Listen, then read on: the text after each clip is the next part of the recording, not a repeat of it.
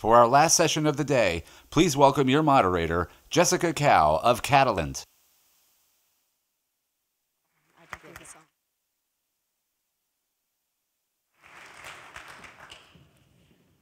Good afternoon, everyone, and this is the last session. Basically, it's the session between you and the fabulous dinner that you should expect from GoEd.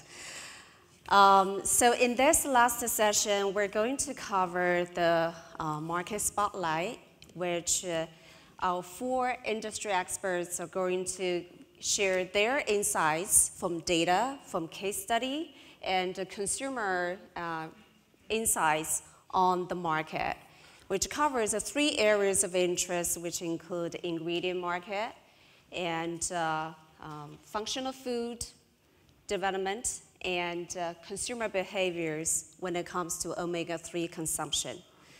So without further ado, let's get into the first presentation about the ingredient market update that's provided by Director of Information and Research from GoEd, Aldo Bernasconi. Please welcome our first presenter.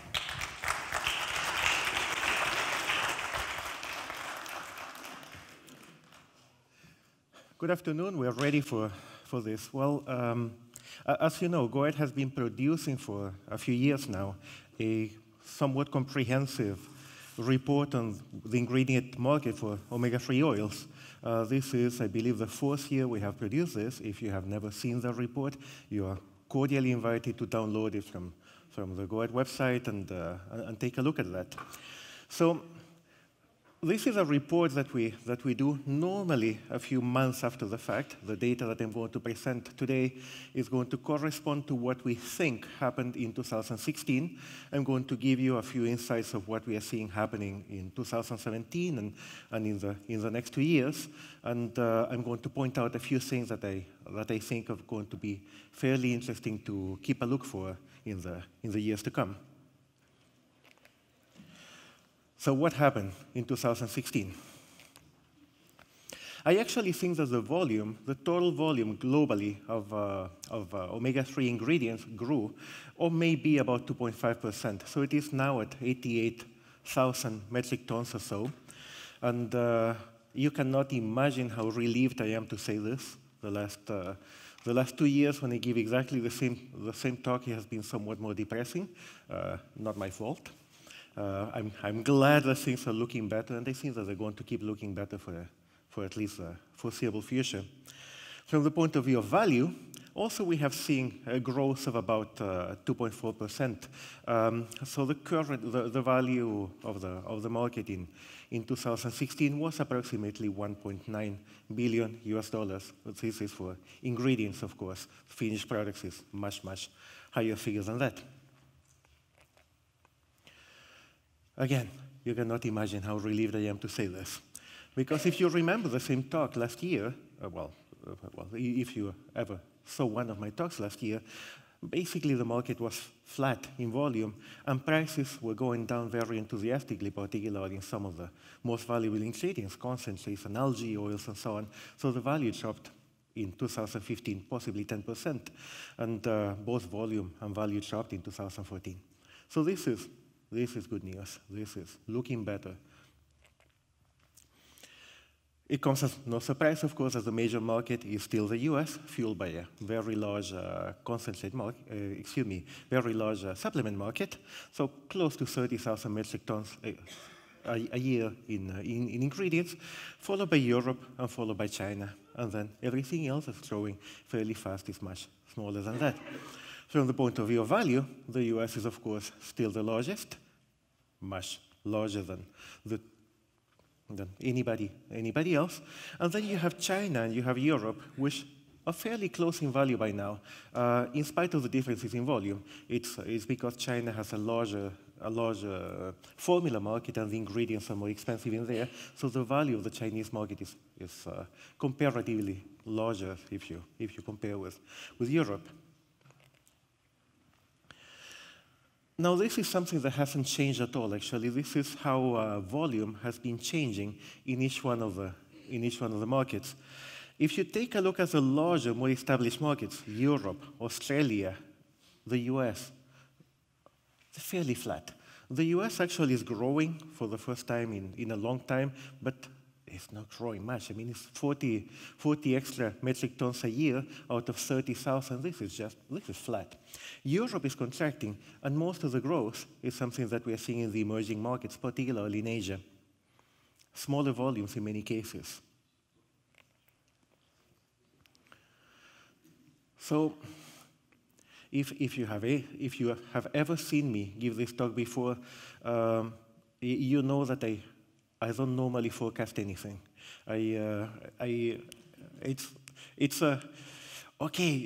because you can be so wrong, and people can make bad decisions based on what I say.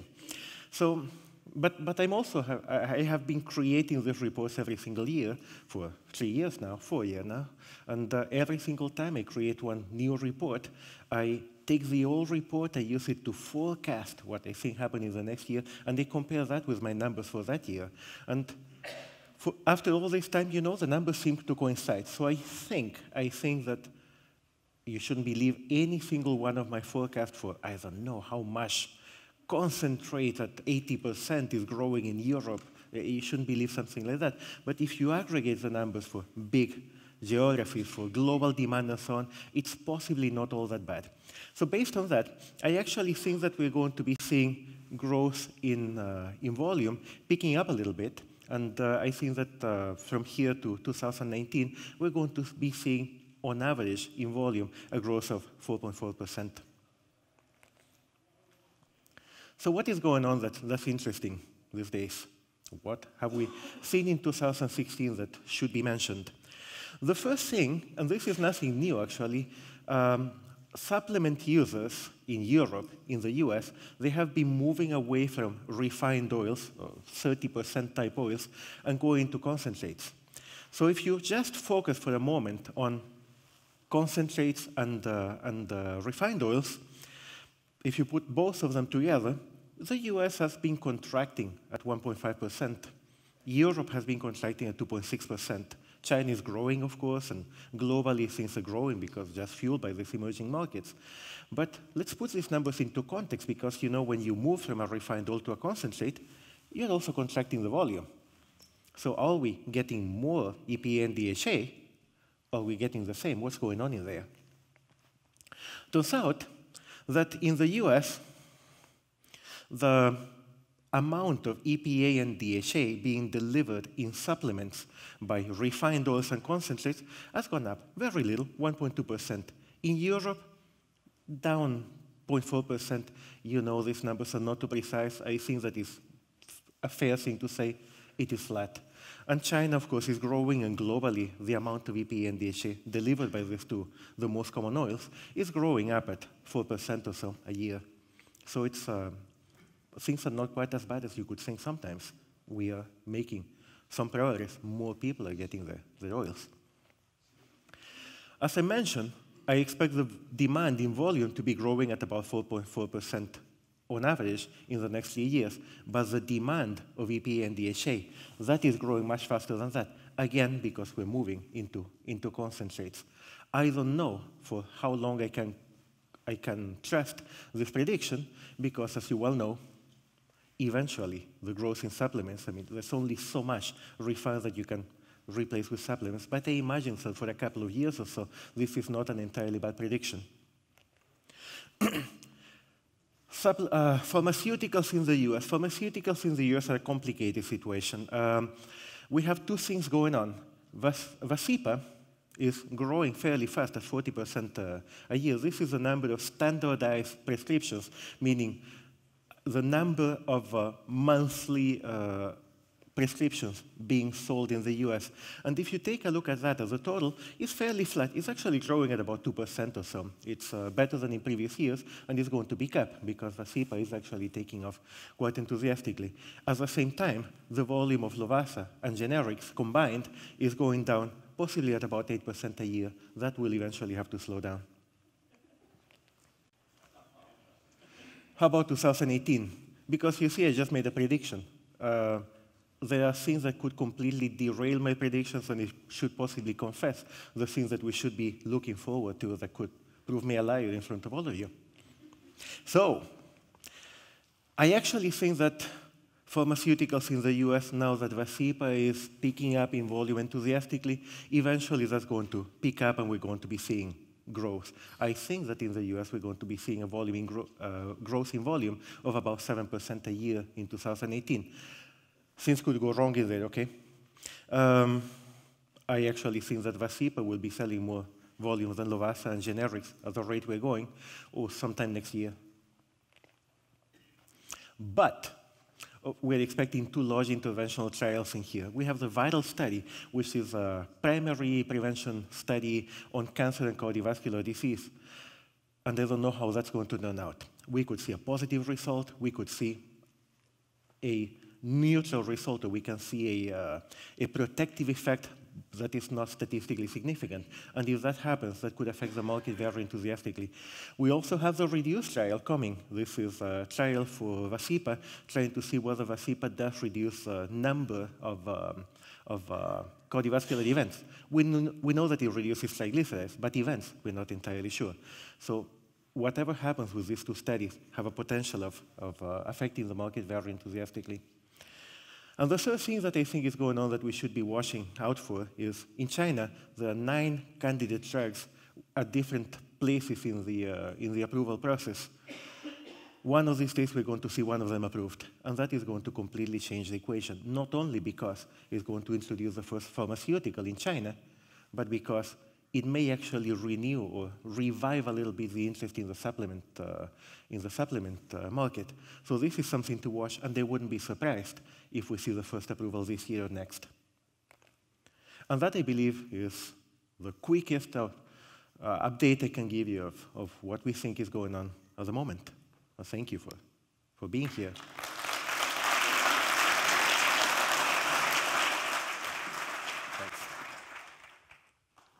Great insights on the ingredient market. If you have any questions, let's hold on till the end. Let's move on to the next segment. We'll talk about functional food development. And in this presentation, the presenter will cover the recent launches in the functional food market and share some of the consumer insights that they discovered that can influence future product launches. So our presenter is Stephanie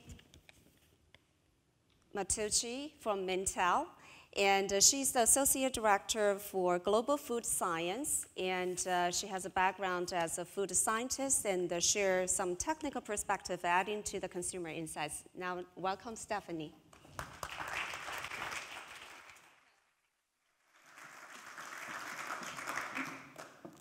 Hi, everyone. As Jessica said, my name is Stephanie Mattucci. I'm an associate director at Mintel. And Mintel, if you're not familiar, is the world's leading market intelligence agency. With over 40 years of experience, Mintel knows products, we know consumers, we know markets, and we know trends. And that's precisely what we're going to talk about today as it relates to the functional food market and omega-3s.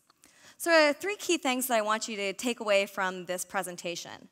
1, consumers want omega-3s, but they need a lot more education about it.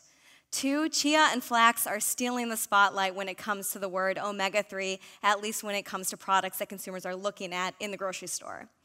And 3, we hear a lot about clean label. It's a big trend across the food industry, not just the food industry, also in the beauty and personal care industry and other segments. But those clean label concerns might not be hurting fortification as much as you might think. And we'll look at a couple of product examples where fortification is actually seen as really positive things by consumers. These functional foods can be used as a way for consumers to get the nutrients that they might be lacking in their diet. And that certainly comes to consumers when they're shopping for better-for-you foods. And for example, in the US, when it comes to consumers shopping for foods that they consider better for you, we see that omega-3s is up there on the top of the list of things that they're looking for.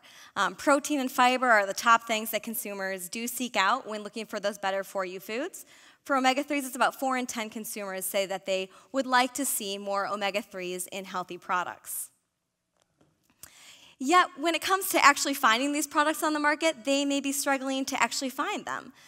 In terms of products launched, this is just looking at food and drink products, not looking at supplements.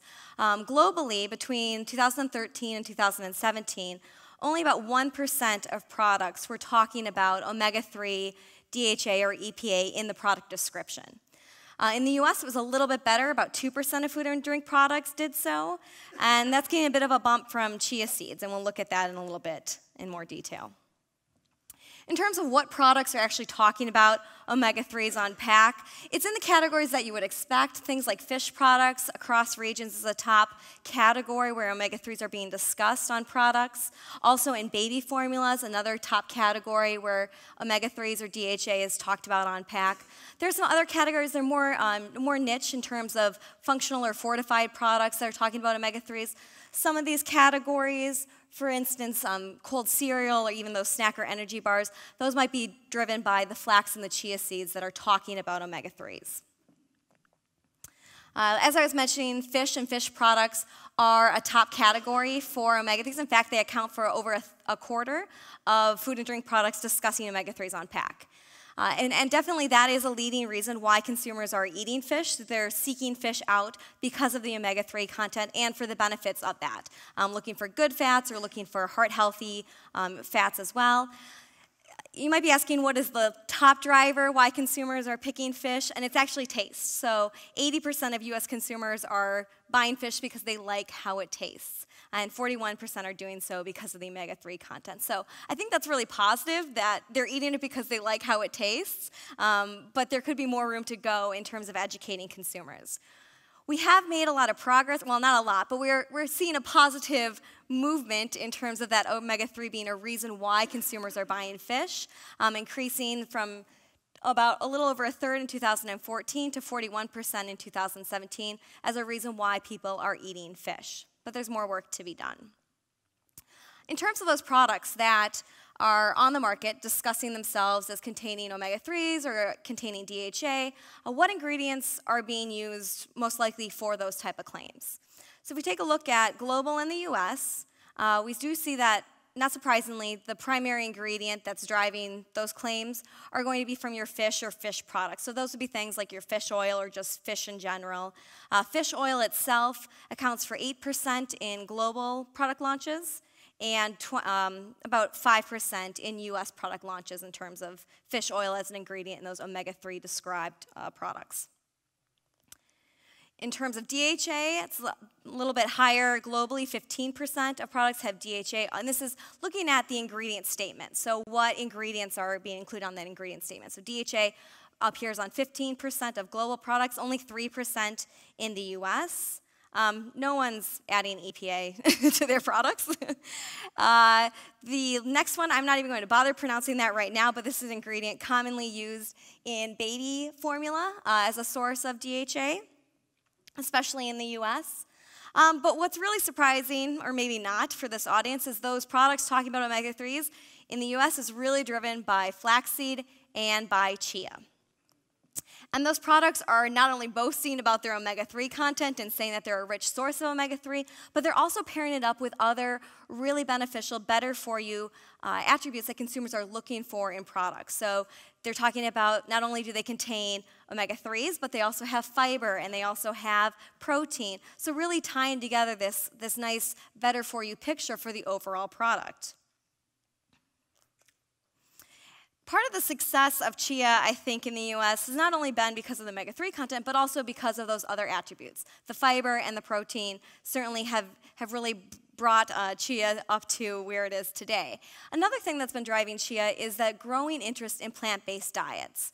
We know that an interest in plant-based diets is growing, especially in the US, where we see about 30% of adults saying that they're trying to eat more of a plant-based diet.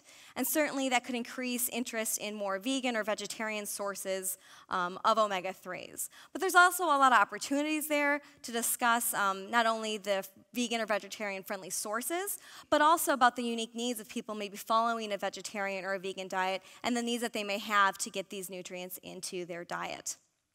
This is looking at claim activity. You can see how vegan claims have really shot up over the last 5 years, a lot more products being positioned as vegan, as well as vegetarian. Now, there are some restrictions in terms of how we can talk about these nutrients on pack. Certainly, that is a big limitation for DHA and EPA. Their nutrient content claims are not permitted for those ingredients, but they are allowed for ALA. And certainly we do see products using those ALA-based omega-3s, really touting that and using those nutrient content claims, saying that they're a rich source. As this product here from Nature's Path they're talking about has omega-3 rich chia seeds. By comparison, for DHA and EPA, only allowed to make those factual statements, so how much is per serving, or a structure functional claim. You can see Fairlife here, they're doing a great job of talking about how much DHA is in that, but I think that's going to be difficult for consumers to understand, especially if they don't have a framework of how much they should be consuming on a daily basis. So even though that information is there, that number, 125 milligrams, might not mean a lot to the consumer walking down the store. In terms of claims, that's another area that could be used to help further educate consumers about these ingredients. Certainly those fortified products are doing a slightly better job than just products that are described as having omega-3s by using these claims. I want to point out that these fortified products, the brain nervous system claim that we're seeing on those products, largely driven by the baby formula category. Baby formula is the top category where we see those fortified with DHA being used, so that's definitely what's kind of driving that claim there. If you look at other claims, cardiovascular health a little bit lower. These are higher claims than on all food and drink products in general, but still pretty low in terms of claim usage. Some interesting product examples we have here, this Omega cookie that's doing a nice job of talking about omega-3s for heart health. They're also pairing that up with some other better for you nutrient claims containing 13 grams of protein per cookie and 9 grams of fiber. So that cookie really, that's really going to drive it home if you want something with a lot of nutrients in it. It's definitely how it's positioned. On the other hand, you have something like Ripple here that talks about how it uses DHA algal oil, but that's it. It doesn't tell you how much it has, what it's in there for, why you need that.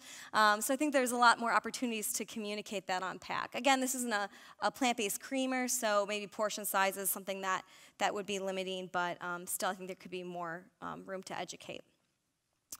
As I was mentioning, baby food is certainly, and predominantly baby formula, is a category where we see a lot of fortification of DHA. Other categories are still pretty niche, but it is something that we see some interesting product launches appearing. Now, most baby formulas do have fortification, but as I was doing this research, I did see that there was a gap in terms of if it was not 100% of formulas, which drew my attention to these two products that I came across that are actually making a DHA-free claim on their baby formulas. What concerns me about these there's a couple things that concern me about this product, but one particularly, not just nutrition aside, they're lumping DHA with a long list of other things, nasties or other ingredients that people are trying to avoid.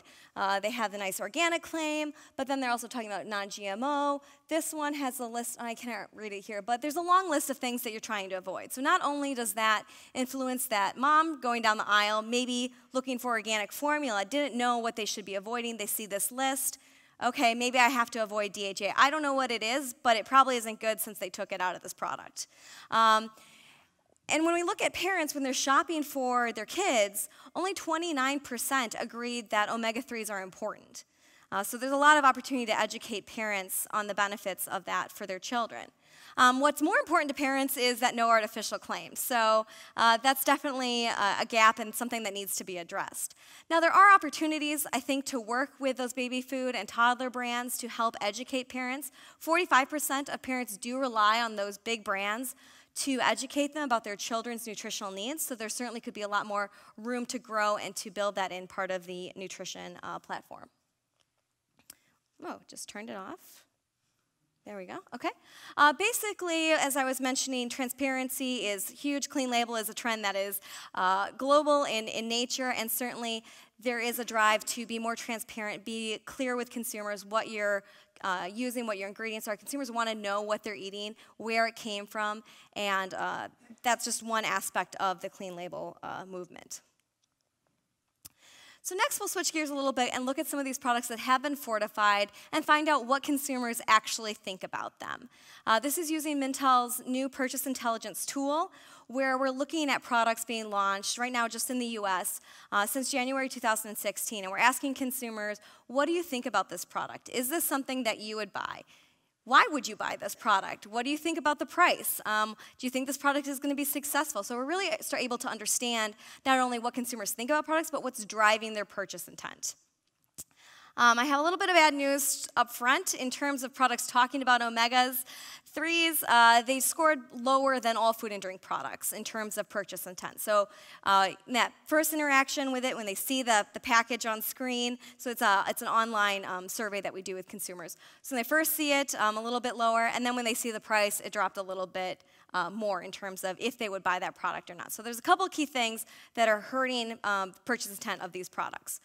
One, they're not being seen as healthy. I mean, they are being seen as healthy, that's great, but they're not being seen as tasty. And taste, as we found in our research, across categories is the key driver of purchase, regardless of, if it doesn't taste good, consumers aren't gonna wanna buy it, and they're not gonna wanna come back and buy it again if they did think it looked like it tastes good and it actually doesn't. So it's really important that products not only communicate taste up front, but also deliver on that message when the consumer gets it home.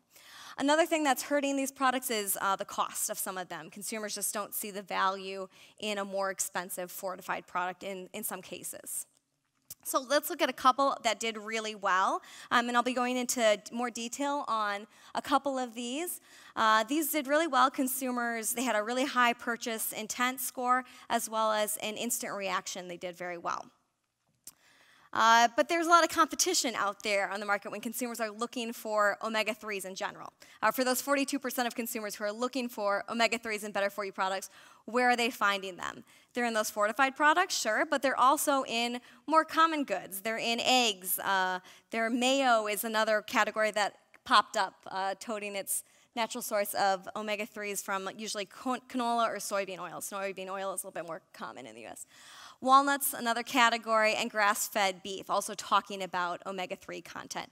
Now, some of these took a hit when consumers saw the price. They're not going to pay $15 for a steak, the average consumer. So again, price is a battle for products across the board, but definitely there is a lot of competition out there in terms of that omega-3 space in consumers' minds. So let's take a look at this pasta sauce. I like this one because it did really well, not only against all food and drink products and against all omega-3 fortified products, but also against all pasta sauces. If we compare that instant reaction, 70% of consumers said, yep, I like this one when they first saw it, compared to only 47% for all pastas. And then if we take a look after they saw the price, this one is pretty reasonable. I think it was less than $2 a jar for this pasta. It also, I mean, it did great. It was 60%, so it had a high retention rate in terms of that purchase intent. What's driving that is consumers see this product as pretty healthy, they see it as natural, and also taste. It really scored well on those taste cues.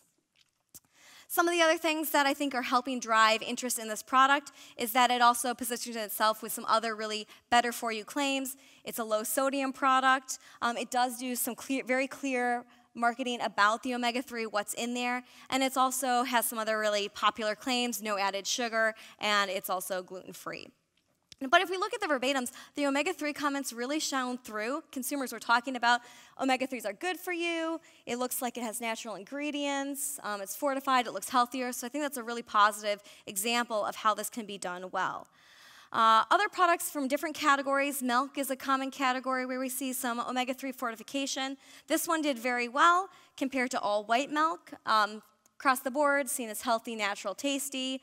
But when we get down to that price, that's when we start to lose consumers. And in the verbatims, you see this man here talking about this is just too expensive. Regular milk is $3 a gallon, and this is about $12 when he, calculated it out. So he's just not interested. Again, similar comment, milk is milk to me. I'm going to find the lowest price no matter what. These are seen as more of a commodity product. It's on their shopping list every week. They're not going to sink $12 into something that if they don't know why they should be buying it. Other consumers do see the value and definitely are interested in it.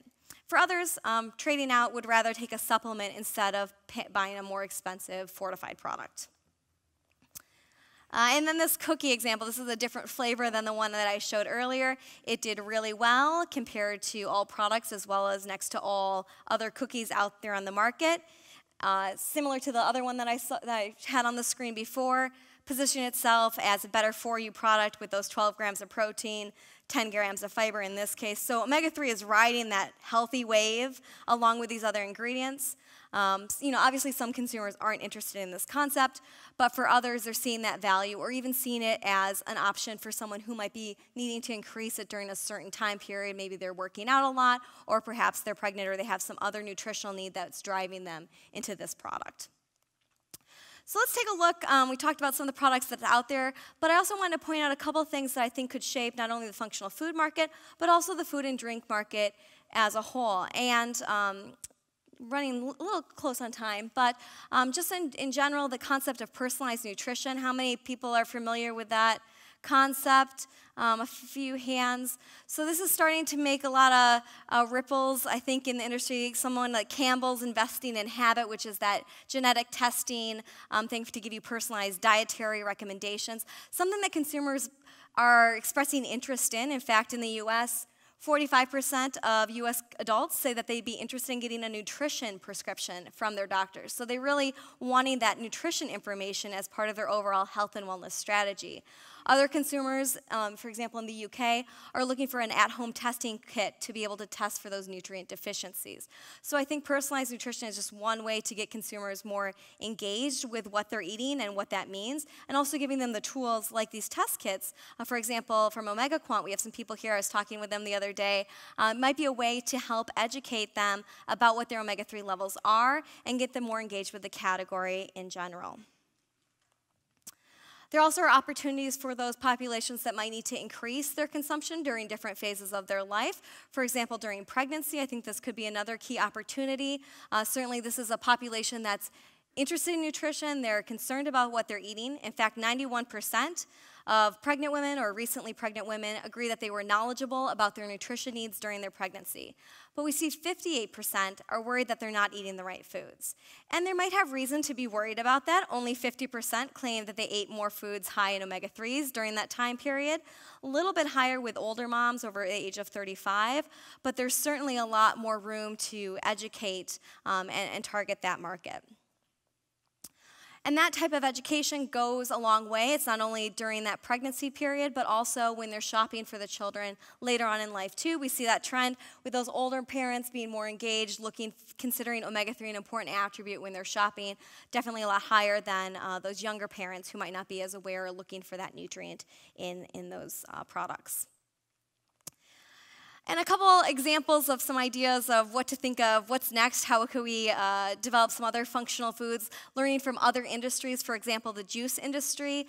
There are these concepts of juice shots. This is something that's more commonly seen in Scandinavia, but basically it's a concentrated little shot of juice that you take. It can give consumers a quick boost of natural nutrition while they're on the go. Another advantage is it's going to have less sugar than a traditional full glass of juice. It really taps into that demand for consumers have for convenient and naturally functional food and drink products. Something where I could see omega-3s pairing up and fitting into that, giving consumers that quick boost of nutrients on the go. Certainly, that type of concept of functional shots is appearing here in the US. A lot of focus on probiotics and digestive health, just a range of products here that are talking about that. Everything from a pickle juice shot for gut health to kimchi shots to your more traditional Good Belly drink, which is a probiotic, kind of yogurt type cultured shot. So are there opportunities for omega-3s to fit into that type of space? Perhaps. So some final thoughts I'd like you to take away from today's presentation. There are many products out there on the market discussing or promoting omega-3s on pack. And this is providing consumers with a wide range of options, but they're still very confused. They need a lot more education, specifically when it comes to DHA and EPA. The products talking about omega-3s are more likely to be using chia or flax, especially in the US. But we can learn from those ingredients, perhaps by pairing up with some other nutritional benefits, like chia has done, to bring consumers into the category. And finally, clear messaging about the benefits is certainly important for functional foods. Consumers need to see the value of that product, also believe that it's going to taste good in order to understand and really want to pay that extra price for those products. Thank you.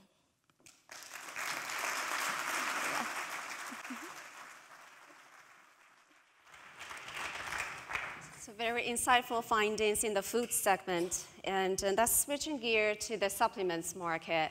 And the next presenter is going to share some insights on a challenging topic, which is to address the European supplements market. As we know that the market has been flat in the last few years. So our presenter is going to share his strategic options of how to grow the European market. And our presenter is Dr. Robert Harwood. He is the CEO of CPL Business Consultants, and the company that provides strategic consulting in health and the ingredients segments. So let's welcome Dr. Robert Harwood.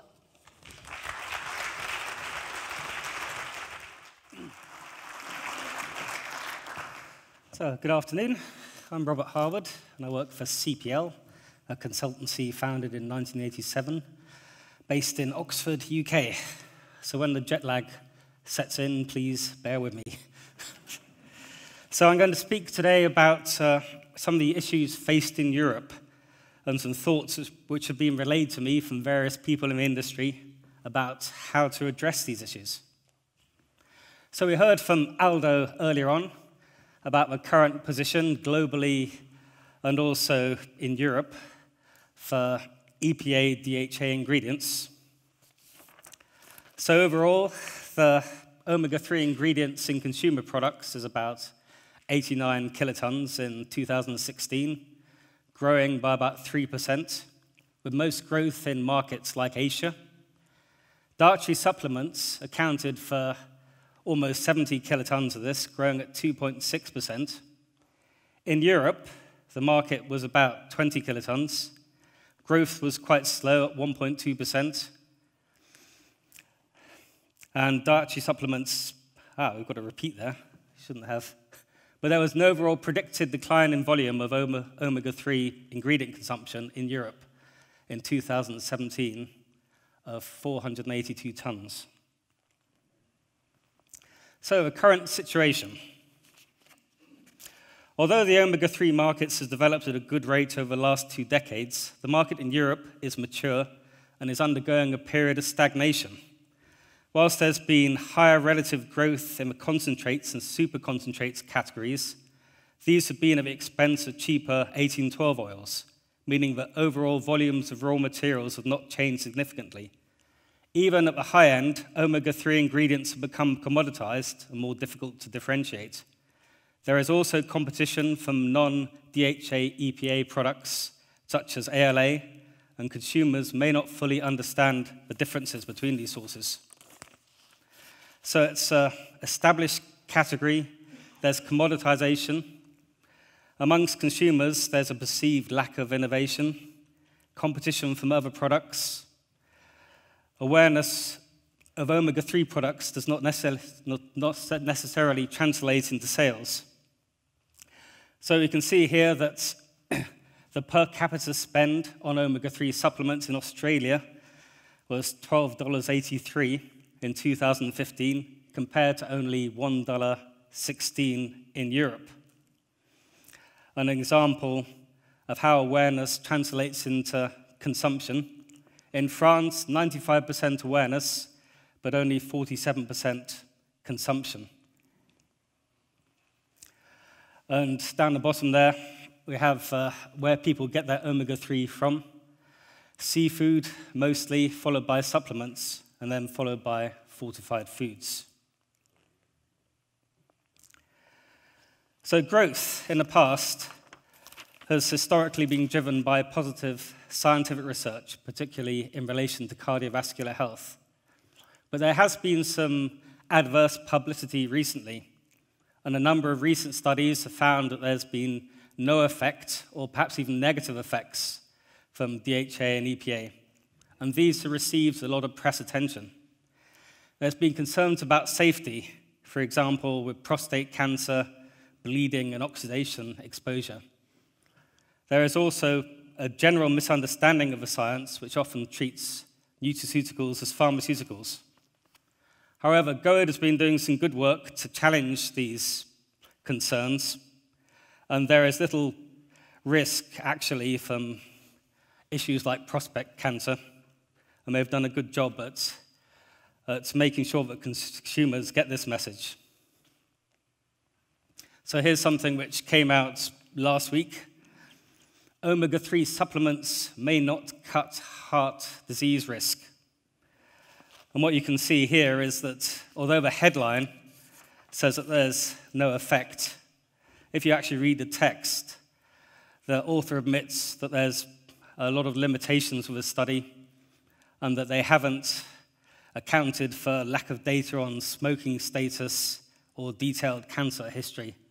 So basically, they've admitted that the presumptions they've made are not quite as good as they could have been. So the result, consumers are confused. Brand owners are often not selling a story. Omega-3 products are often not heavily advertised in Europe. And omega-3s are not really in the public psyche or not in the public's face, and there's not much hype about them. The products are not well understood by consumers and key influencers. So what can be done? Well, there's two ways of trying to kickstart a market. There's creating market pull, so getting the EPA, DHA message to consumers and to the influencers. And there's also technology push, so developing new categories and markets.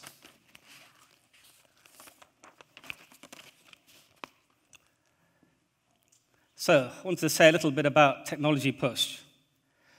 So we've seen technology develop in omega-3 from first-generation products like cod liver oil and refined fish oils through methyl esters, phospholipids, ethyl esters, free fatty acids, then third-generation monoglycerides, omega-3 salts, glycolipids, specialized pro-resolving mediators, or SPMs, and fourth-generation products like structured omega-3s, diglycerides, and sphingolipids. So there's also new sources of omega-3s which are coming online, and new science, and these should all be viewed positively. But these will confuse the consumer unless significant investment is made in translating the science and the technology into a message which can be easily understood. Although there have been some notable success stories, many functional foods on the market either contain ALA, as we heard earlier, or fish-based products, which are not fortified of EPA and DHA. Improvements in formulations may allow greater penetration into the functional food market. However, it's the science which will sell these products. So, innovating in food. The food market is technology-driven and application-driven. It requires high-grade raw materials, the processing is more rigorous, stabilization systems are required, guarantees of product performance and stability, and also it requires a lot of support and help from the ingredients company. It's quite a difficult market to get into with products. Growth in food has historically been restrained in Europe due to competition with ALA, which is cheaper and easier to use. There's been technical issues with DHA and EPA, such as shelf life, processing at high temperature, and some organoleptic issues. There's a difficulty in selling the story in categories where consumers would not normally expect to find fish oil. And from a marketing angle, food companies need to persuade and sell the idea to the consumer to justify a need. However, there has been success in some categories and markets, notably in dairy, in products such as fortified milks. So in order to stimulate growth in food, ingredients companies need to collaborate with food innovators to proactively develop product concepts with compelling stories. And rather than sell ingredients on specifications, sell concepts and ideas. So, some things which have moved into market recently. Enriched foods. I mean, this is really coming from commodity feed being fed to chickens and pigs. But the appearance of these types of products will help to stimulate overall omega-3 growth and will be good in helping develop the market. And if you want to know which came first, the chicken or the egg, it was the egg. That was quite a few years before. Another niche market, pet food. I mean, the pet food omega-3 or the pet market only accounts for about 3% of sales, but it is a rapidly growing area. And one interesting trend here is a humanization of pet food and trends in pet supplements and pet snacks, which are creating opportunities for DHA and EPA. So an example here is bacon-flavored fish oil for dogs, which is gel caps. They cost about $20 for 60 soft gels, and you put them on the food or stick them in the dog's mouth. But in the UK, there's been over 100 omega-3 dog snacks and treats launched between 2010 and 2015. So it's certainly an interesting area. Another trend we've seen is lots of products omega-3 plus something else. So sterols, probiotics, lysine, lycopene, curcumin, B vitamins, melatonin, etc., etc. But one thing which you've seen in supplements recently is a type of technologies used to look at supplements and see which genes they affect and predict what health effects they can have has become increasingly cheaper. And the technologies which were only open to pharmaceuticals a few years ago, such as epigenetics, and we have a C. elegans model here, have now become available to ingredients companies and to supplements companies. And I think this is something the industry should take on, trying to proactively find synergies itself, perhaps patent these, and get the full value which can be obtained. So market pull. What needs to be done? A holistic and radical approach to communicate to the market. As an industry, we need to agree what messages we want to communicate and how to communicate to them. Goad has been very good at doing this in the past, but more can be done, especially in Europe. So a challenge here is to have a consistency of messaging, to have the correct tools to provide the message with, and to get to the consumers and the influencers. And this is something which should be done on an industry-wide basis. It's not something which one company can do alone, although some companies have been making good progress. So, we have a strong message. In Europe, we have 9 EFSA-approved health claims in vision, brain function, triglycerides, blood pressure, and some health claims for infant nutrition as well. And there's still a lot of science coming out in omega-3s. So recently, for example, work on chronic obstructive pulmonary disease, non-alcoholic fatty liver disease. There's been some recent work on the effects of omega-3 on sleep, which are being confirmed in recent trials in China. So there's lots of good work out there and lots of good science to communicate to the consumer. One important tool would be a generally accepted RDI. And this is an area which Goad is very much active, but something which will be very useful for the industry, especially in Europe. However, there is a lack of well-designed studies to prove these health effects. And this is also something which needs to be addressed. So, as we've seen, there's lots of interesting areas, but many of these are too technical for the average consumer to understand. Most consumers know that fish oil is good for you, but they don't really know what it does. And they need the benefits communicated to them in a consistent and simple language. And the industry needs to embrace social media, such as Twitter and Facebook, etc., and engage with bloggers and social media mavens. Because if the industry doesn't do this, then others will. And there's a constant fight to get the right sort of information into the hands of consumers. We need to engage and preach to the unconverted rather than converted. And we need to understand consumers and understand what really motivates them and restrains them. Oops, this one. Secondly, the medical community. In the UK, about 70% of consumers say they go to a practitioner for advice on what supplements to take. However, medical education is really lacking in nutrition education, and doctors in general don't really know and understand nutrition. They just get a few hours training in nutrition during their medical training. The industry needs to convince the medical society of the benefits of omega-3, as these are the key people who will drive sales.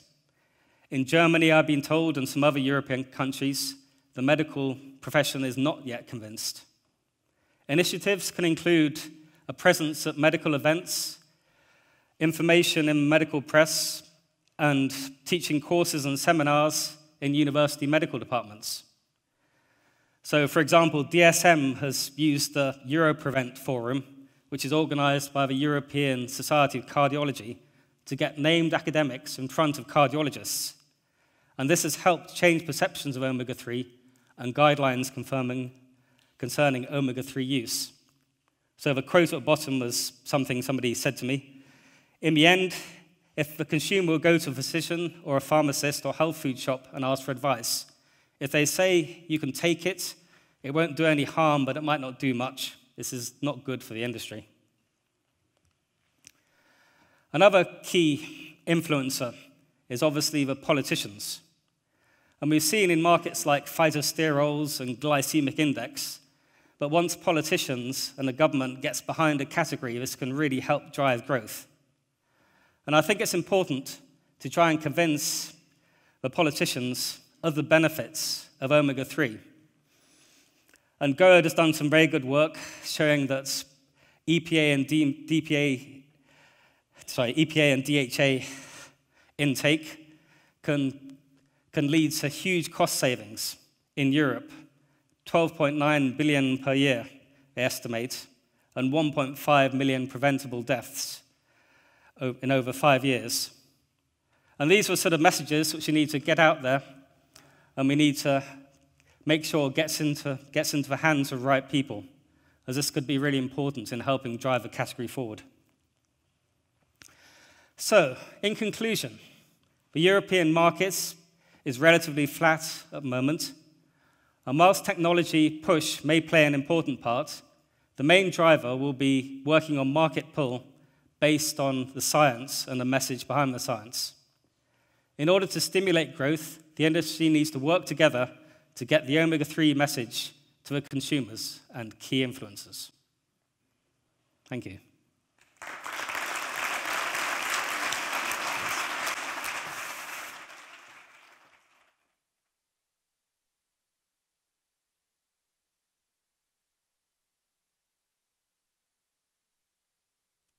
Now comes our final segment for the presentation.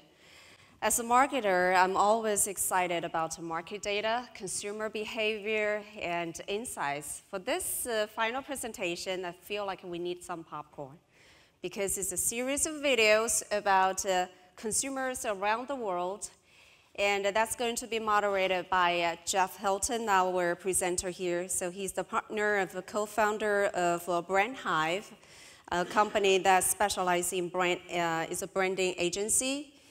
And he has been recognized by Advertising Age magazine as one of the nation's top 100 marketers. And let's welcome Jeff Hilton.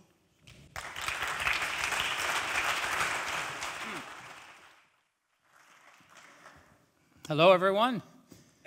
I have good news and I have good news. Good news is I'm the last speaker before dinner, and the good news is I have video. So stay awake, all right? I will point you out if I see you sleeping. It's great to be here today. We're going to talk about omega-3 awareness and usage, but from a very unique perspective, a global perspective. Just a little bit about us. Brand Hive is a branding agency. There's information at the tables down there about us and what we do. We work with clients all over the world, finished goods as well as raw material branding. So we do both. And some of the clients we work with and have worked with are represented here. In particular, we've had a great relationship with EPAX over the course of time for about 8-9 years. So we have a fairly good understanding of the omega-3 market generally. So it's a pleasure to be here today. So we had a unique opportunity to work with GoEd to put together a qualitative research project that we executed late last year in November. We wanted to find out about global awareness usage of omega-3s. We wanted to get a unique perspective. So what we did is we put together focus groups. We did them in London, and the recruiting was very interesting. We recruited millennials, Gen X. We recruited boomers. These people were not screened for supplement usage, so this is just a cross-section of cultures. We did not allow people in the groups who were American or British, no offense, but we wanted to keep it apart from that. So you'll see some of the participants we had. So this is 35 people from these countries and locations that you see here on the slide. Very diverse group. And we found out some fascinating things. When we're involved in market research, we always try and find what I call the ahas, which are, didn't know that. And there are several of them here. It's 6 hours worth of video, and no, I'm not going to show it all to you now. But I'm going to show you some excerpts and some highlights that make some points that I think are really eye-opening. And Stephanie's presentation dovetails, we didn't plan this, very, very well with what I'm going to talk about here. And so anyway, and hopefully you'll be able to get access to the videos as GoEd members. I'm sure Ellen will do something with that. So there you go. So let's talk. One of the first things that was very interesting was that assessments of personal health and wellness, the first question I asked people, I moderated the groups, was, are you a healthy person? And if so, why? Or why not? What do you think? And what was fascinating to me was that the millennials and Gen X, the younger groups, they take a much more holistic view of health and wellness. And interestingly, we didn't screen for supplement usage, but incidence of supplement usage ended up being about 60–70% of the people we talked to. I mean, that's not a national sample or a worldwide sample, I understand, but the incidence was fairly high. But interestingly, when I asked people about what they do to stay healthy or they talked about health, supplements never came up. But then when it got down to who uses supplements, oh, yeah, I do. But that wasn't the go-to for these people, these individuals. Social relationships and emotional well-being come into play when these millennials, Gen Xers think about health and wellness, which is interesting. That didn't come up with the boomer group. Diet and exercise are important, you'll hear those too, but supplements aren't top of mind for most. And the influencers are quite interesting, particularly a woman who talks about the impact of a 5-year-old on her supplement or a healthy consumption. So here you go. Let's take a look at the first video. We talk about health and wellness. Do you consider yourself to be healthy? And whether you do or not, why do you feel that way? Yeah. Antoinette? Yeah, I consider myself to be healthy, both mentally and physically, so I think, yeah. What I don't do anything special, I just watch my diet. I'm a vegan, I'm a vegetarian since 1996, and vegan since 2007. And also I'm trying not to expose myself into rubbish of any kind, maybe mental or whatever. Yeah. Others? Yeah, I also try to still stay healthy, yes. I also try not to eat like a rubbish food, yes, but obviously now with kids it's not so easy. Yeah, I can't keep this regime like I used to do, but I'm trying to exercise every day at home. When my partner is back from work, I'm trying to go swimming pool, go to gym, keep running. Yes, I joined recently like a running club, and yeah, I'm trying to do my best. Yeah, and also my work is I work in a tennis center, so also I had opportunity to play tennis. So yeah, I try to stay healthy and fit. Yeah. I think I'm reasonably healthy. I'm not a vegetarian or a vegan though, but I like salmon. I know there's a lot of mercury in the sea and all of that, Yeah. but you can't get away from any of that. True. Unless you become vegan, obviously. I think that's a bit too difficult.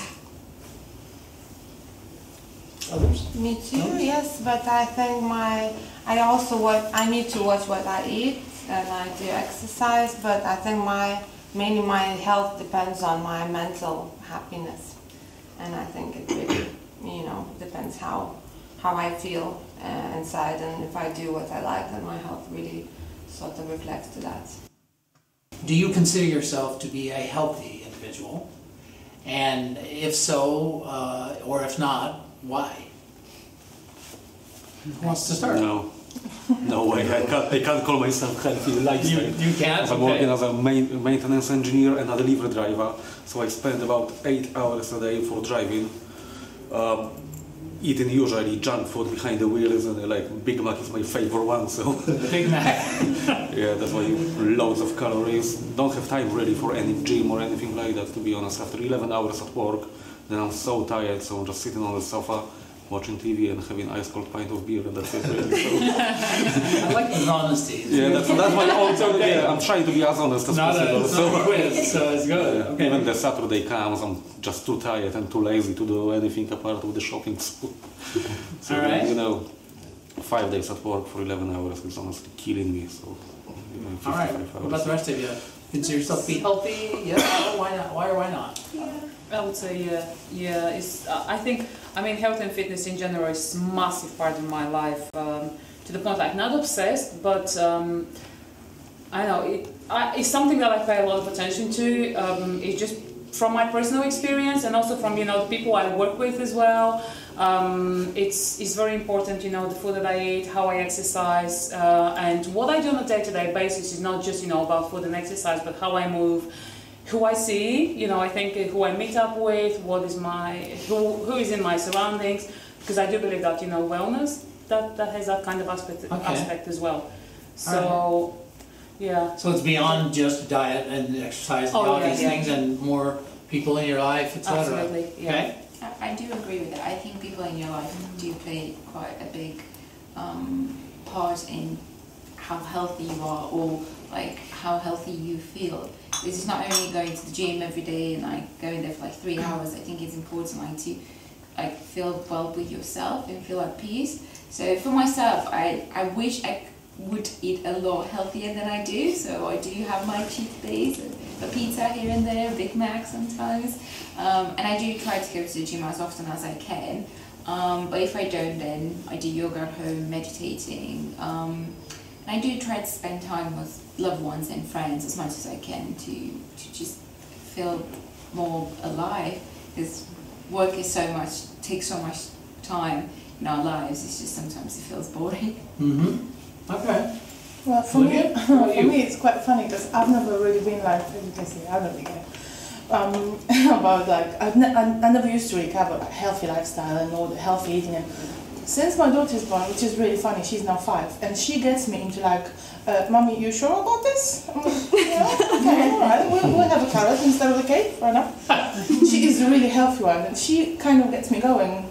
And she made me lose the weight after, having had. It's like, it's really weird how a 5-year-old can have an impact on you, on how you eat. Okay, now let's draw a parallel with the boomers, the older groups. Much more focused, I'll call it tactically. So focus more on diet, exercise, specific things. You'll notice that. They're feeling the effects of aging. You'll see this group talk about, I'm a diabetic. I've had a mini stroke, and these are fairly young, boomers, celiacs, other things. They're starting to feel their mortality. They're starting to recognize. And so their attempts at a healthy lifestyle are often thwarted by other factors, right?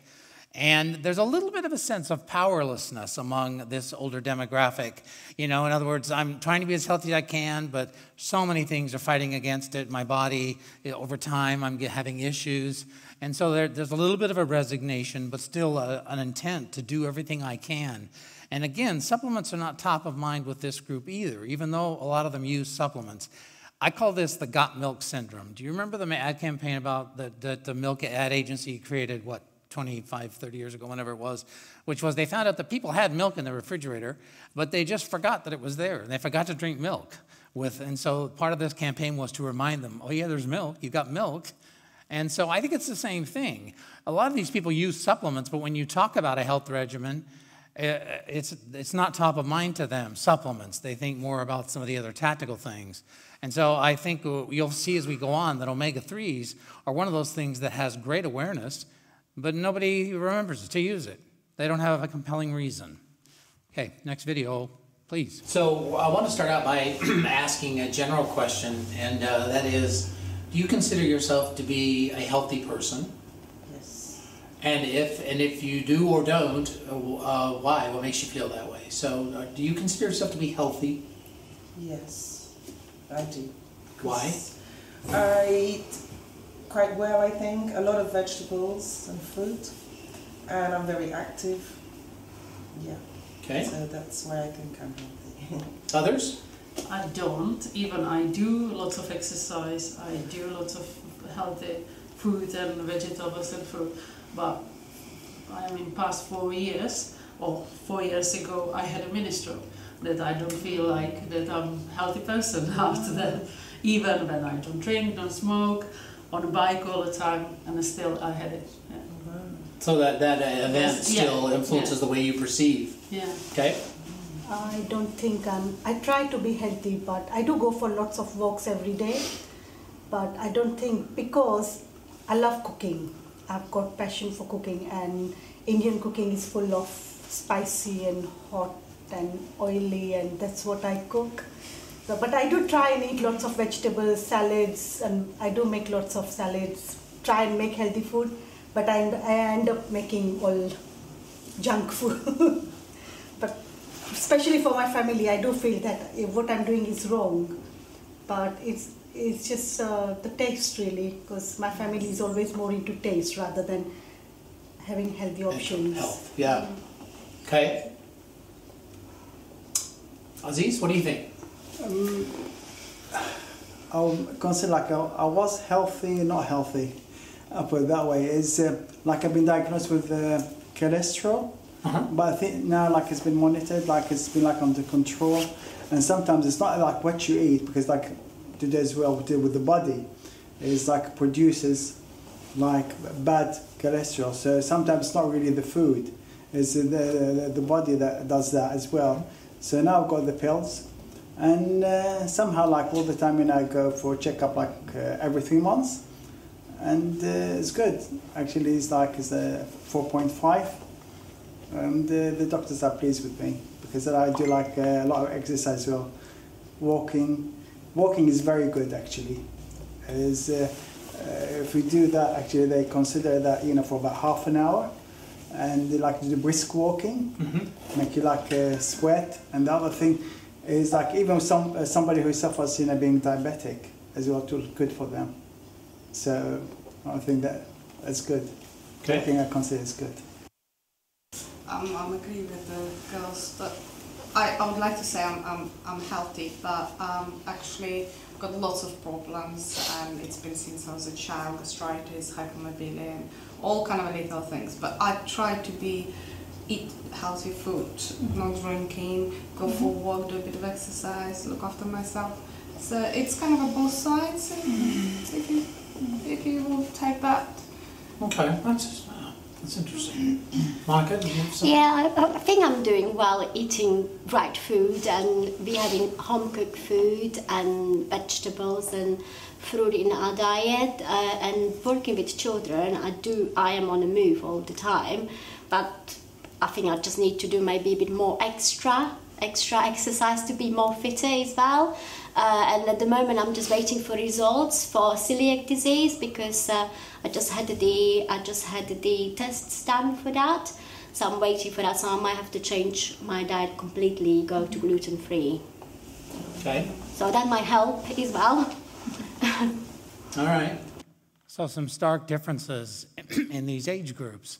So when we got to supplement usage broadly, it was interesting to note, and this is, I think, a real contrast with the U.S. consumer, is there was really a strong preference towards buying products only in the specialty channels, and a feeling that, Halden Barrett or Boots, which obviously are the London prominent retailers, was the best place to go for high quality, no artificial this, no artificial that, cleaner, if you will, supplements, versus just buying them at Aldo's or a store or just a regular store.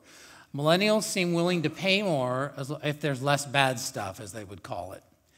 Millennials are also comfortable, as you would think, buying both online and at retail, just depending on where they are, what the product is, what they need. But they also are very big on doing research online in advance. So most of the millennials, if they go into a retail outlet to buy, do their homework before they get there. So they kind of know already walking in what they're looking for. Let's watch the next video. What kind of a store would you go to buy vitamins? If you went out tomorrow, where would you most likely? Boots, Holland and Barrett. What was that one? Holland and Barrett is probably one that's fun to know. How many, would most of you go to a place like that if you were going to buy supplements, even if you don't use them? Is that where you'd go? Yeah.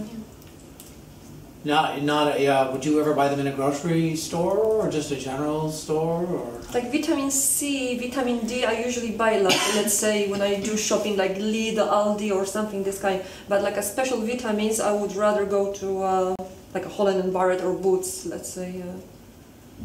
They sell these vitamins in supermarkets. They're quite cheap, but they're not effective. Every time I tried them, they were not effective. And then I tried more specific, more expensive shops, and they helped me. So you're feeling that the retailers that specialize or focus on that area have better products? I have bought from Sainsbury's or Tesco or other supermarkets, and they did absolutely nothing to me. And then I tried Boots and Holland and Barrett. Holland and Barrett was the one that helped me. Even though I was buying the same vitamins, C and C, the first one wouldn't do anything. Okay, so where are you most likely to buy your supplements? What kind of a place? Online or supermarkets? Really? Online as well. Say it again? Online. So online, you would buy online? I like to do my research of what is in it. I would never go into store just because I see an advert and go get it. I have to know that everything that's in it is clean and stuff like that, so I prefer online. Online. And if I do buy it store, I'll check it out online first to see what's in it, more in depth, because you never know what's in it. Okay. So you do your homework and then Yeah. you can buy it online or go to a store. So make sure it's cruelty-free and stuff like that. Everything in it is natural, so everything that I take is all plant-based. There isn't anything that's made in some kind of lab or something like that. Okay. All right. What's the rest of you? What do you? Supermarket, online, pharmacy, Both? depending on what it is. Just depending? It depends on what it is and where I'm able to find them. Because, I do my research online as well. But I do like getting them in the shop because I can see the package that they're coming in, and this way I know no one. Yeah. I know we're like really freaked out these days, like people tampering in them. Yeah, they're not dodgy. Exactly. So it's just, I like seeing them and where I'm getting them from. Okay. So boomers, in contrast, definitely prefer to buy at retail. They do some online purchasing, as you would expect, but they are definitely more of that touch it, feel it, want to see it, turn it over, look at the label sort. They like to touch and feel, have someone to ask their questions to. Interestingly, the boomers often cited Amazon as being kind of a go-to source. And this is interestingly consistent with some of the US research we've done, which says that when people are shopping for supplements, the first place they go is to Amazon to look at the reviews. I mean, we're in that habit, right? Whether it's a baby stroller or whatever we're buying, Amazon is kind of the go-to. Well, I think for supplements, it can be that as well. And they also have a select group of brands that they trust. And we'll see some of that here. Let's do the next video. Where, you mentioned Holland and Barrett. Where else would you go to buy supplements, or do you go to buy supplements? Where? Boots, Online, Foods. Tesco's, online. I'm doing the online. Where do you buy? Boots. How many of you, I'm trying to get a sense of when you buy online, how do you get information? I mean, how do you learn about the supplements since there's no person? There's a specialist you can call and talk, and she will advise you, and you can talk to her through all your problems. So what you like, what you don't like, as well, and they will completely guide you and tell you what's the best for you now. Maybe take a break or take something else. But like vitamin E, as well. It depends where you take it. Sometimes you can't see any difference whatsoever. Or iron especially. I feel iron if I take from Boots. I can feel iron. I'm taking, and if I take High Nature online, they're really good, like high quality, really subtle. So you're comfortable buying online if you? I just know I have a few companies that I trust. I've been doing for a long time with them, and they're really good. Well, for me, it's a case of convenience as well. You know, I don't always have the time to just go out and grab from the shop. So I go on Amazon, I read customer reviews. Oh, okay. And I see the ratings, and I just do a bit of comparison there, which I go for. So far, so good, I'll say.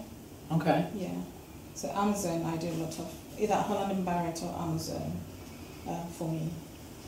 So it sounds like most of you that do buy supplements buy them both online and in the stores. Is that fair? Monica, Not what about online, you? no, I don't in the know. store. Just at the store? Store, chemist, yes. Okay. Supplements, I think I need to see before I buy them. I need to have them in my hand, read it, and maybe get advice if I need advice. Okay. I don't buy online. Not online. Okay. I have not done it on online, always in store. Always in especially, stores. yeah. I mean, I do online shopping, but not for vitamins.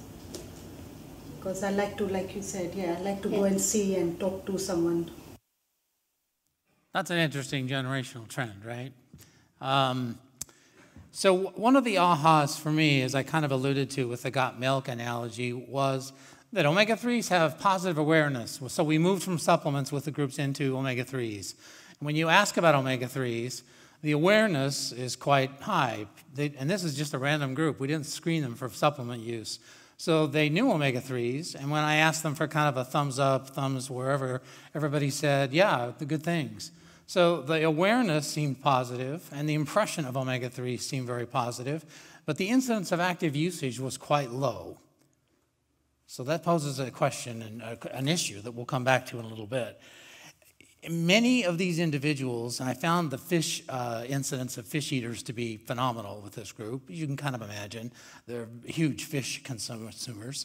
They feel like their fish consumption will suffice, that's enough. As long as I'm getting omega-3s in my diet, I'm good. Now let's talk about something else. There's kind of the feeling that you'll definitely get if you sat through these groups, that's enough to do.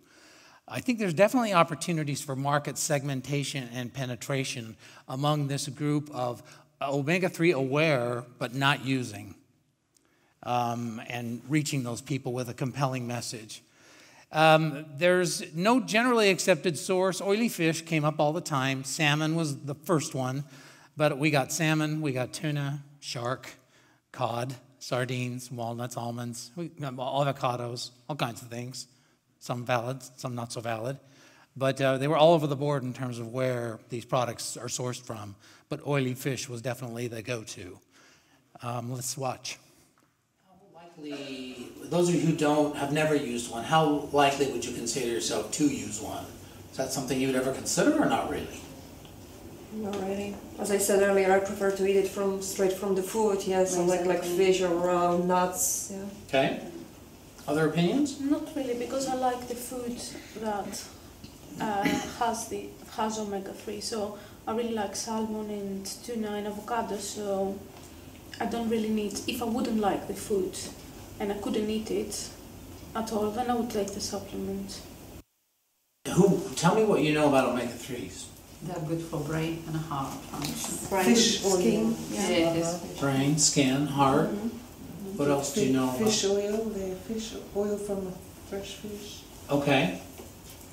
I think. What else do you know about omega-3s? When you have a children, it's very important when they develop. So it's For part the- of the Even for the bone, is it? Kind of. And the brain I did.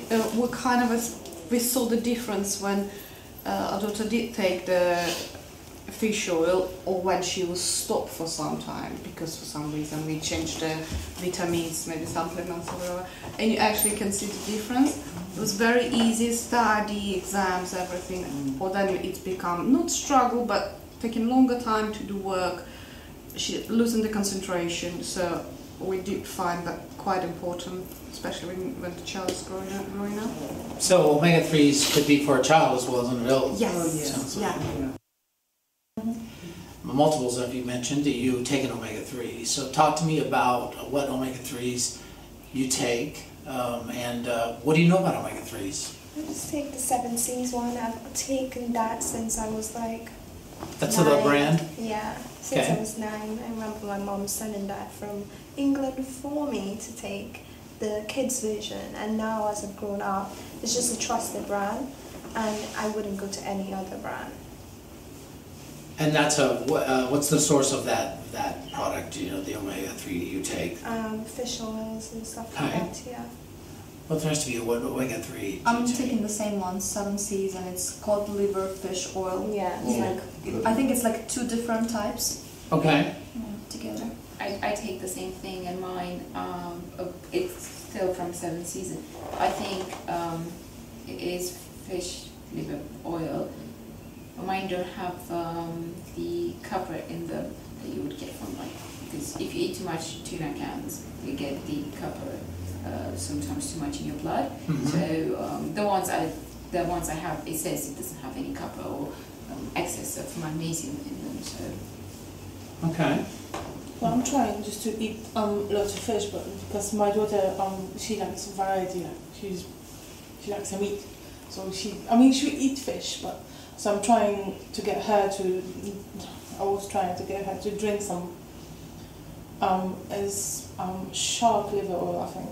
Shark? Shark liver oil, yeah. Okay. It's disgusting that when you just get it into, she was like, Mom, no. So I'm trying to get her to swallow now the little capsules they've got for kids as well. So, because I tried it, I was like, okay, I understand. Yeah, it's disgusting. I tried to like mix it with something. She was like, Mommy, it's in there. I was like, yes, it is in there. So yeah. And then omega-3s? Yeah, the same actually. And sometimes I will switch between 7Cs, mostly 7Cs, but I found this brand online, which I've tried to use, but it's in liquid and it's, I know why capsules is so much easier. Is it liquid you just pour into a spoon? Yeah. So, first, interesting testimonial from that one mother about impact of omega-3s on her daughter's ability to concentrate. Thought that was cool.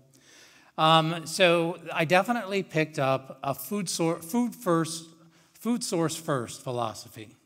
And that's not inconsistent with, I think, the trends we see in the U.S., which is people, if you ask them where they want to get their nutrients, first from food, and then supplement if they need to, right? But this was very much a food source first philosophy.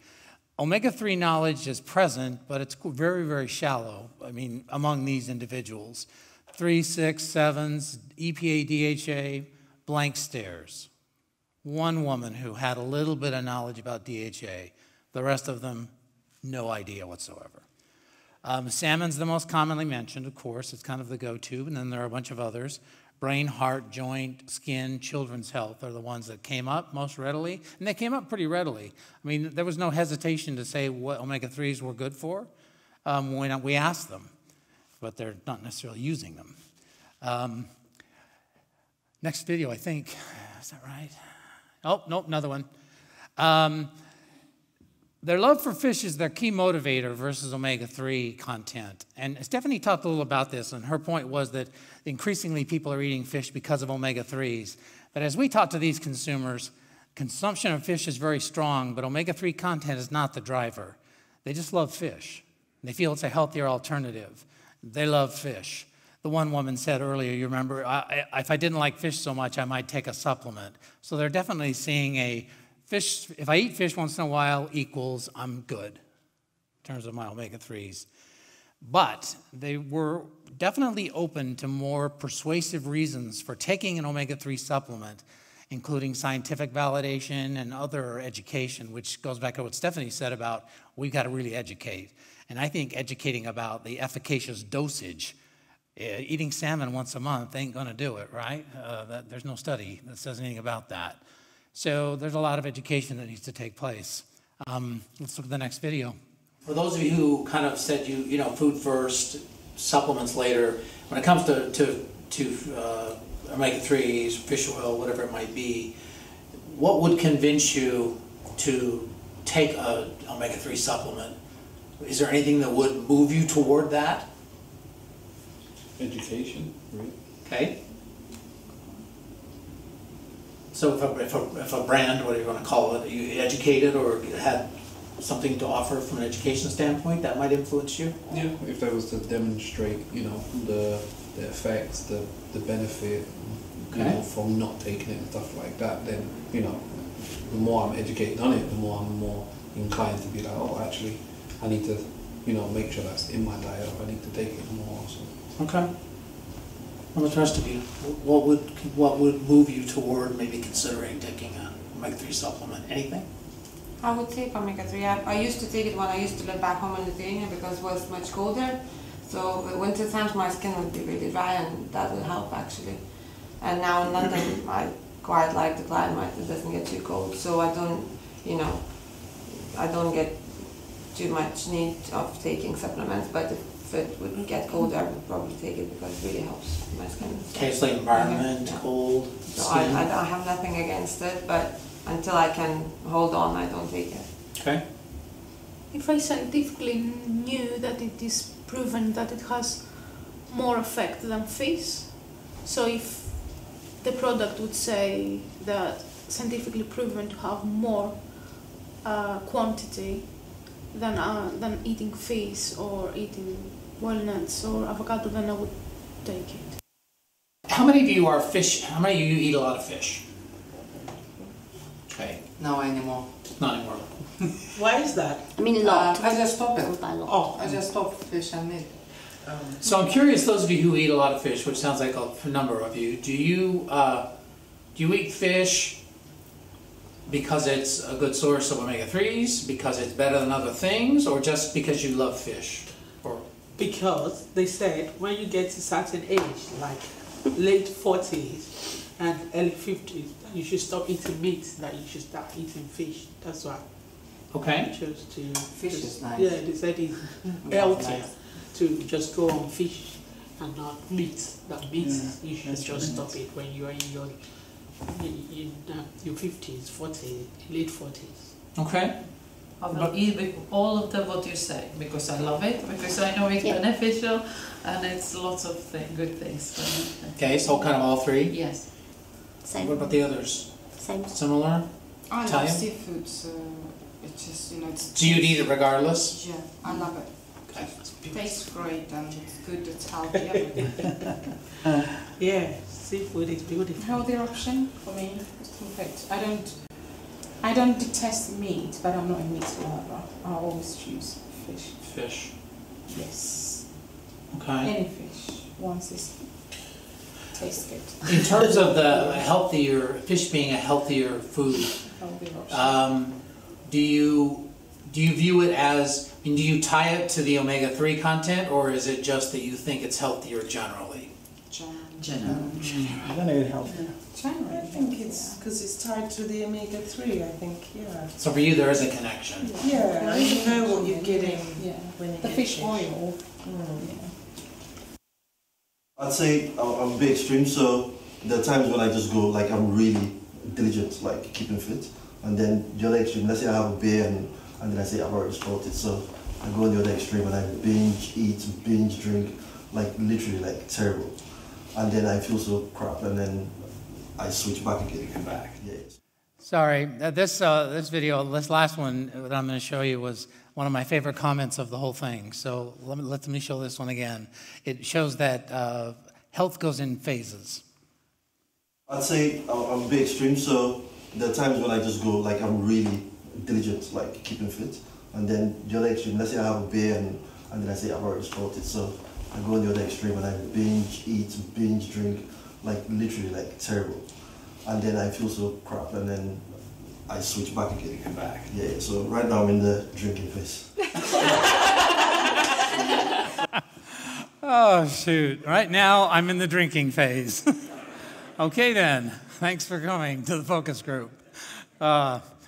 Anyway, so takeaways. There's a lot of other video to see, but I tried to hit on what I thought were some of the key issues. Health and wellness progresses in phases over time, right?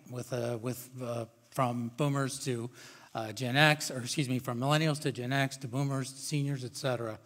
I think market segmentation is job number one. The market is broad. You can't appeal to everybody, especially the way we're seeing millennials separating themselves from boomers. And now we're talking about Gen Z, teenagers, and how different they are than millennials. What's happening, in my personal opinion, is that these generationals, there are gaps that are pretty severe in terms of their attitudes about everything, but health and wellness in particular. So I think segmenting is really important. I think the education task has to be shared by brand owners as well as brand suppliers. There's a lot of education to be done. You know, it's not just salmon once a month and yeah, I'm good. But I think they're open to being convinced. They need compelling reasons about why omega-3s make a difference for health. I think getting brand evangelists, people who talk about the brand. You heard 7Cs mentioned, you know, you heard some brands they particularly trusted. I think social sharing is pivotal for the millennials who get a lot of their information and a lot of their referrals from peers. I think the holistic approach of health broadly increasingly appeals to millennials and Gen X. They view health through a broader scope. It's not just about diet and exercise. It's about those things, and it's also about relationships, and it's about their mental, how they're feeling, their mood, their tone. Very typical millennial kinds of comments. Boomers often like to touch, feel, ask before they buy, and we have to remember that. Boomers also become a little more self-health skeptical and condition-oriented as they age. You saw the boomers talking about, yeah, mini stroke, and yeah, celiacs, and yes, cholesterol and other concerns. And they begin to become acutely aware of the fact that they need help. And that's a good audience, right? That targeting is a good audience. There's, in essence, in summary, I think there are global opportunities for market growth and expansion abound with health-aware non-users. People who know omega-3s, just know it's good, don't know any deeper than that. They just need to be educated. They need to be given a compelling reason to purchase.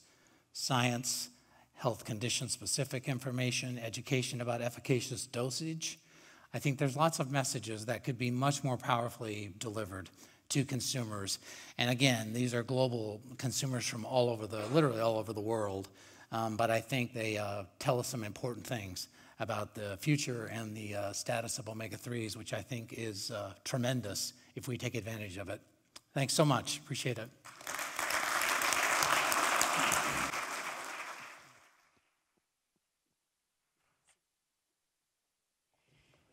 So we have about 4 minutes left for the Q&A session, and we'll invite all the speakers coming up on stage.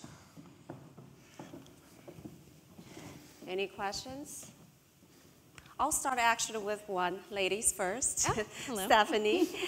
So in your presentation, it's about food segment, but you talked about consumers, how they think food that contain omegas, they are healthy, trustworthy, but need to be tasting good as well. So what kind of learnings that you think we can take to the supplements segment? Yep, and that's true. It's not just fortified foods, it's all foods. It's got to taste good in order for consumers to be interested in it. For supplements, I do think that there could be a perception that they're going to taste fishy or they're going to leave them with that fish breath. So maybe communicating on pack, no odor, or it's, odor-free, things like that to help give consumers the confidence that when they take that product, it's not going to be a negative experience. Thank you. Anyone in the audience? I have a question. For different segments, like let's say like sports nutrition, is taste still important in that category? Or is it more the benefits of the ingredient? I mean, I think if you want them to keep taking that product time and time again, they might choke. It depends on kind of how engaged they are with their sports nutrition, right? Are they more of a recreational athlete that has maybe professional aspirations at home, or they're actually going more for that professional track? There may be reasons why they're taking those products. If they're not seeing the benefits, they're not seeing actually any gains in their performance, and they really hate taking it, and it's a pretty expensive product, you might have a hard time engaging that consumer for a long time period. Another question I have for you. is some of these videos in between these sessions here, you have testimonials of people, and they're talking about taking 8, 10 plus capsules a day. Is that a realistic thing? Is that something where our compliance that we expect to keep people with that, with those type of numbers, or in your experience? What is reasonable, and even in the groups that you're doing, if you ever ask that question, like how many is reasonable? How many? I think if you talk about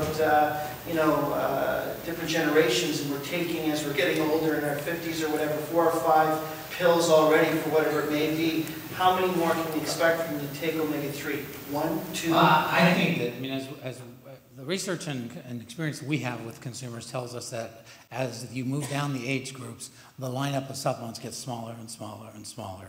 And the more they want it to be part of their regular food regimen.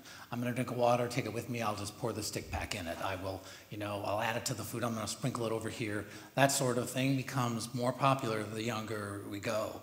I mean, people talk about pill fatigue. I don't think pill fatigue is a seniors issue. I think it's a people issue. People don't like to take pills generally, and you see the growth in the liquids and the other delivery formats. That just tells us where the writing is on the wall.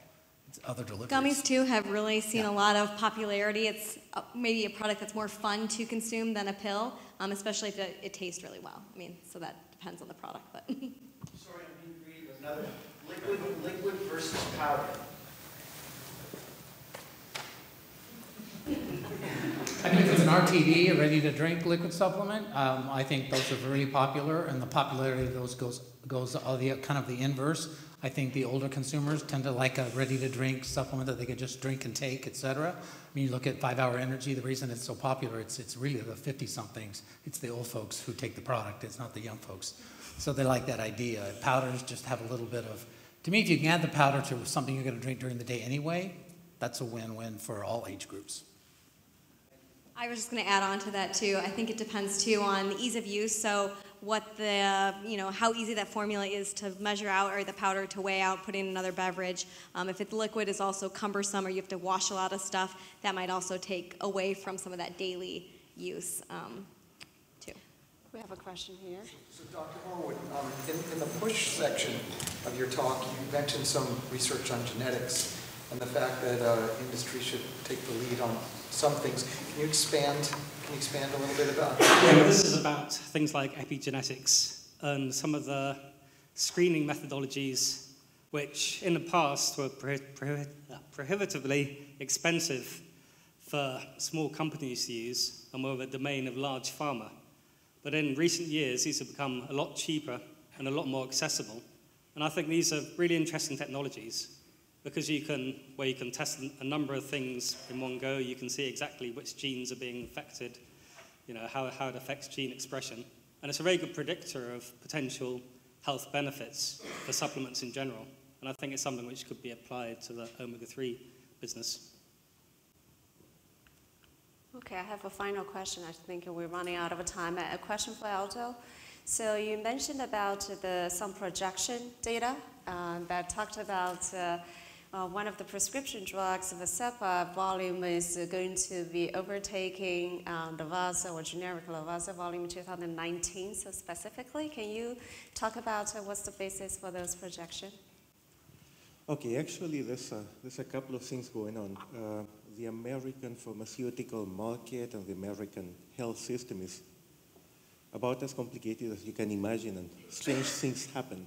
So what actually is happening on the one hand is that Lavazza introduced generics because the patent expired, and really what that caused was a loss of interest in Lavazza. Lavazza was kept in a market that contains many drugs that are non-omega-3 based for high triglycerides, and kept a large market share out of a lot of advertising and a lot of rebates and consumer incentives. When that ended, that market started going down very quickly. It coincided that Vascepa was introduced at about the same time. This is a new drug. It is expected, or at least is being advertised as having fewer side effects, and it is advertised as being something new. So it's very aggressively being pushed and being sold by pharmaceutical representatives and pushed by the company producing them, which explains the growth. So it's not really that, Vasipa is taking market share from Lovasa. Lovasa is just losing market share against everybody else, and Vasipa is taking market share from everybody else too. Okay, thank you. I think this concludes our session because we have a hard stop here, and the presenters will be around for dinner. And if you have specific questions, please ask them. Thank you, everyone.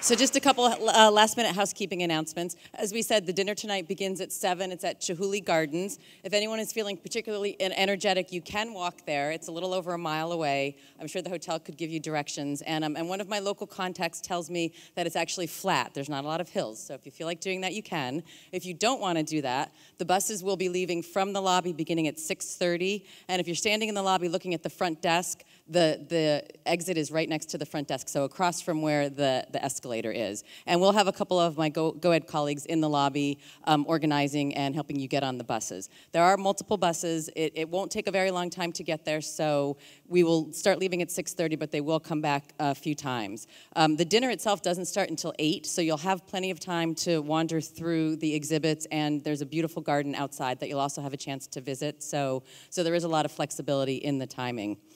The other thing is, please bring your badge. As we said, it does say what you ordered for dinner. And again, my GoEd team will be in the lobby, and they'll be giving you a card that tells you what you ordered for dinner also. So we have a certain amount of each of the items, so we want to make sure everybody gets what they're expecting to get for their meal. And then tomorrow morning, once again, we start here at 9. The breakfast is, again, at 7:30 in the Spanish Ballroom at the Fairmont. If you enjoyed the salmon at lunch today, we have a treat again for you tomorrow morning. Vital Choice is also supplying some smoked salmon on the breakfast table. And we also have a surprise at breakfast tomorrow from our breakfast sponsor, POS Biosciences. So you need to come to find out what that is. So enjoy. I look forward to seeing you this evening.